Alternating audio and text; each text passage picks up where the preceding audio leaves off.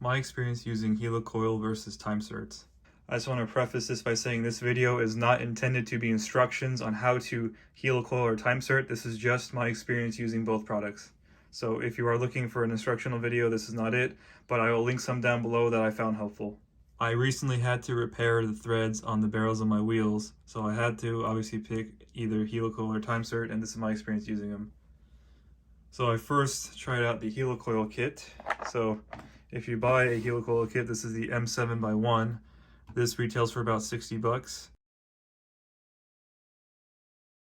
And inside the kit you get your instruction manual, description of what comes with the kit and the part numbers. So this kit came with different size inserts. So if you were to just buy the singular one, it comes with 12 and that's about 60 bucks, so this one's a little bit more.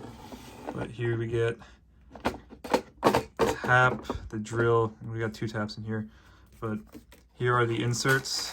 So here's what one of the inserts looks like, one of the shorter ones. So this is made out of steel. And we'll see it is flexible. So my application for these inserts was a titanium bolt going into the aluminum threads. Your application will vary, but it depends on the materials used. So titanium is very hard and aluminum is very soft, so this is definitely not the best route to go for this type of stuff. And in particular, the aluminum I was putting the insert into was definitely weakened because it was formerly chrome plated. Alright, so the way that this insert works is when the bolt is threaded in, you'll see it's kind of loose, you see it's shaking. But when you thread it in, it expands the threads and this will lock it in place. So right now there is a little stop there and that stop will prevent it from going out. So you have to, once this is in, you'll punch this out. But generally, when you put this in the thread, these will expand just a little bit to tighten the connection to the actual threads that you tapped into it. So you can use Threadlocker with this, but you might want to wait before you insert new hardware because it can leak through, so it will get on your bolt. The problem I had with this was when I was going to apply torque to the threads, that this insert would start slipping no matter what I did to it. It just would not hold at all. And I think mostly, in part, I think that is due to mostly being the fact that the bolt is titanium. It's extremely hard and it's going into very soft aluminum threads. So this solution did not work for me. So I instead got TimeSerts. All right, and this is the box that the TimeSert comes in. It's much smaller. And actually labeled when they made it. And this is that kit. So we'll open it up. All right, and this is what comes with the TimeSert kit. We get the drill bit, the tap, the counter bore, and the insert driver. And we also get our inserts. Here is a close look at the inserts. We'll see they are solid. They don't flex at all. And these are also made out of steel. So we'll see when we insert the bolt, solid all the way through, and then it will eventually come to a stop.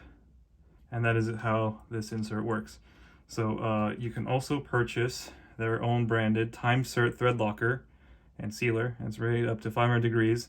What I found was this is just their own brand of red Threadlocker. So you don't have to buy this. You can just buy the red Threadlocker, and it's a little bit cheaper. This was about a little bit over 20 bucks.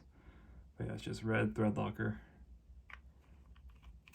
I did buy this and it does work well, but red Threadlocker you can get with a higher degree rating.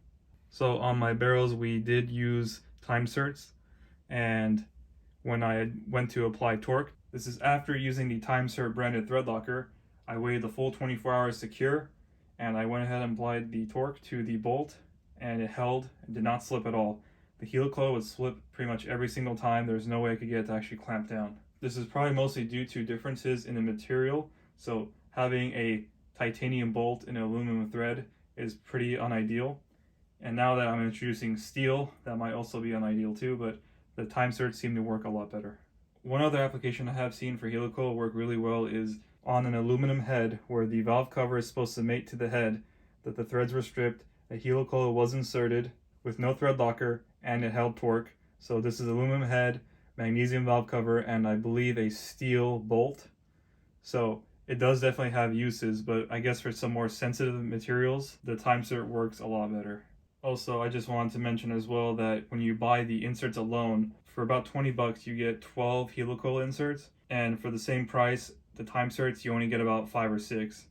So there is a pretty decent price difference in terms of quantity per.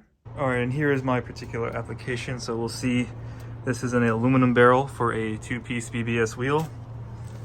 And this is the hole that I had repaired. So we'll see the TimeSert is in there.